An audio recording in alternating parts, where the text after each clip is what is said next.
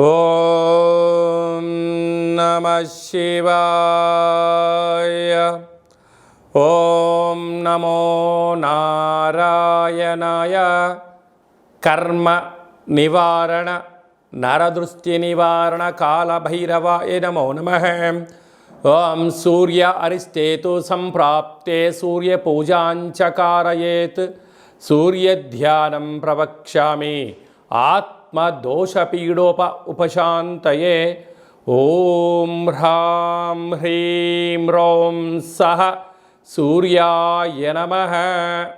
హరి ఓం.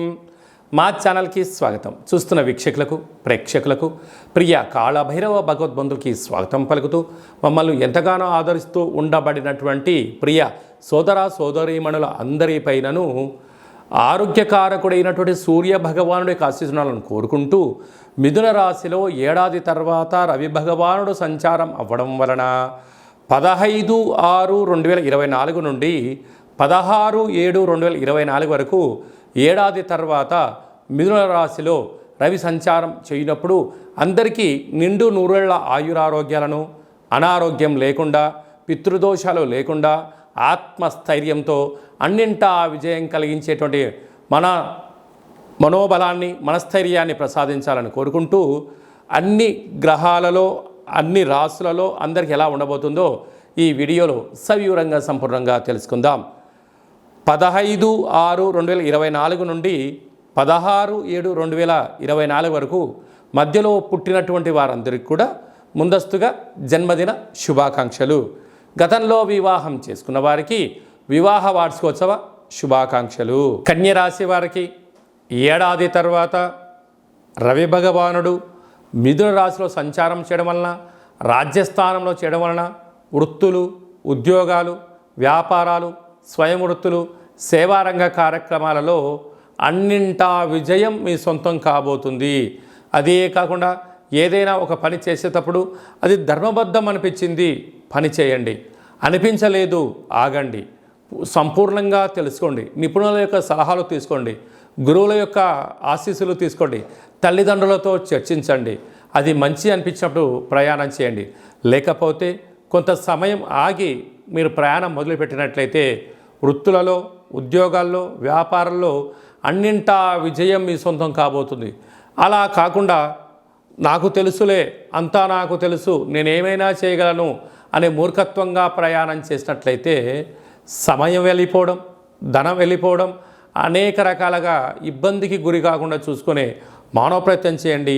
అన్నింటా విజయం మీ సొంతం అవుతుంది.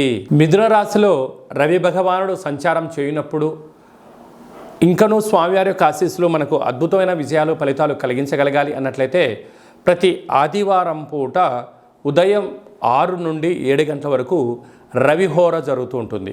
అలాగా నెల పొడవునా ఆ సమయంలో రవిహోర కాల సమయంలో ఎలాంటి విధి విధానాలు పాటించాలన్నట్లయితే ఎరుపు వస్త్రాలు ధరింపచేయడం, గోధుమలతో కూడుకున్న ఆహారాన్ని భుజించడం, ఆవులకు, కుక్కలకు, సాధు సంతులకు గోధుమ రొట్టెలను దానం చేయడం వలన మంచి ఫలితం కలుగుతుంది అని చెప్పి గమనించాలి.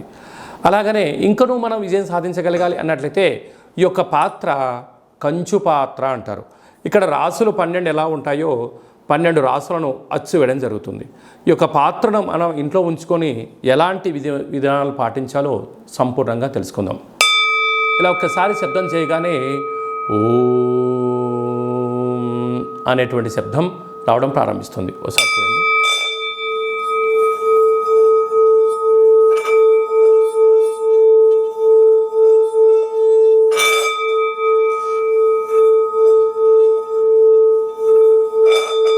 ఈ ఓంకార శబ్దం వలన మనిషి శరీరంలో ఉండబడినటువంటి షట్చక్రాలు వికసింపచేయడం, మనశ్శాంతి కలుగుతుంది. అలాగనే ప్రతిరోజు సూర్య నమస్కారం, సూర్య ఆసనాలు వేయడం వలన ఆయురారోగ్యాలు కలుగుతాయి. ఈ యొక్క పాత్రను ఇంట్లో ఉంచుకోవడం వలన సకల దుశ్శగ్రహాలు తొలగిపోయి అనారోగ్యం తొలగి ఆరోగ్యం కలిగి మనం అనుకుంటున్న అన్ని పనులలో విజయం సాధించడం జరుగుతుంది. అలాగా ఈ యొక్క కంచు పాత్ర అంటే అక్షయ పాత్ర, ఒక పిరమిడు, డాలరు, కంకణము మీకోసం ప్రత్యేకంగా ఆరోగ్యకారకుడైనటువంటి సూర్యుడితో కూడుకున్న కాళభైరవ హోమాన్ని చేయించడం, మీ పేరుపైన సౌభాగ్య ముడుపును కట్టడం, కూష్మాండ దీపాన్ని ఏర్పాటు చేయడం, అలాగే కాలభైరవ హోమము మీకోసం ప్రత్యేకంగా చేయించి వాట్సాప్ కాల్ ద్వారా ప్రత్యక్ష ప్రసారంగా చూపించి ఈ యొక్క ప్రసాదాన్ని మీకు అందజేయడం జరుగుతుంది. అలాగా ఉదయం ఒక 12 సార్లు, సాయంత్రం ఒక 12 సార్లు ఈ యొక్క అక్షయ పాత్రను సేవ చేయడం వలన గృహంలో లక్ష్మీదేవి గళ్ళు గళ్ళు మనడం, నరదృష్టి, శత్రు ప్రభావాలు, అలాగే తంత్ర ప్రయోగాలు, తాంత్రిక ప్రయోగాలు, దోషాలు తొలగిపోతాయని చెప్పి గమనించాలి. అలాగనే విద్యార్థులకు విద్యాకర్షణ, ఉద్యోగస్తులకు ఉద్యోగం ఆకర్షణ, వివాహం కాని వారికి వివాహం ఆకర్షణ అవ్వడము, వ్యాపారము, విదేశీయానము, కోర్టు సమస్యలు, తంత్ర ప్రయోగాలు, తాంత్రిక ప్రయోగాలు దోషం తొలగిపోవడము, గృహాలు, భూములు, క్రయ విక్రయాలు యోగదాయకం అని చెప్పి గమనించగలగాలి. మనమందరము కూడా కాళభైరవ స్వామిని స్మరణ చేద్దాం, అక్షయ పాత్ర ఇంట్లో ఉంచుకుందాం, ఐశ్వర్యానికి స్వాగతం పలుకుతాం. అలాగనే మన వ్యక్తిగత జాతకం తెలుసుకోవాలనుకుంటున్నారా? మీ యొక్క పేరు, పుట్టినటువంటి తేదీ, నెల, సంవత్సరం, సమయం రాసి మీరు వాట్సాప్లో పంపించగలిగినట్లయితే పూర్తి 100 సంవత్సరముల జాతకాన్ని వ్రాసి పంపించి మీరు పుట్టినప్పుడు గ్రహ గమనాలు ఎలా ఉన్నాయి, ప్రస్తుతం ఎలా ఉంటున్నాయి, రాబోయే కాలంలో ఎలా ఉంటున్నాయో సవివరంగా సంపూర్ణంగా తెలియజేయడం జరుగుతుంది. అలాగే చాలామందికి పుట్టినటువంటి కాల సమయంలో డేటా ఆఫ్ బర్త్లు లేనటువంటి కారణం వలన మీ పేరు యొక్క మొదటి అక్షరాన్ని అనుసరిస్తూ రాశిని తెలియచేస్తూ అలాగనే కాళభైరవ ఉపాసన చేత భూత, భవిష్యత్, వర్తమానాన్ని తెలియచేస్తూ గవళ ద్వారా జ్యోతిష్యం చెప్పబడడం జరుగుతుంది. మన యొక్క దేవాలయంలో డేటా ఆఫ్ బర్త్లు లేనటువంటి వారికి, ఉండబడినటువంటి వారికి జ్యోతిష్యం చెప్పించుకున్నటువంటి వారికి మన యొక్క దేవాలయంలో అష్టమి, పూర్ణిమ, బహుళాష్టమి, అమావాస్య సందర్భంగా కాళభైరవ హోమం చేయడం జరుగుతుంది. అప్పుడు మీకు మీ గోత్రనామాల పైన స్వామివారికి అర్చన, కూష్మాండ దీపము, కాళభైరవ హోమం చేయించి మీకు వీడియో కాల్ ప్రత్యక్ష ప్రసారంగా చూపించడం జరుగుతుంది. కనుక మనమందరము కూడా కాళభైరవ స్వామిని స్మరిద్దాం, ధ్యానిద్దాం, కష్టాలకు స్వస్తి పలుకుదాం, సంచిత కర్మ, ప్రారబ్ధ కర్మ, ఆగమిక కర్మలను నివారించుకుందామని చెప్పి గమనించాలి.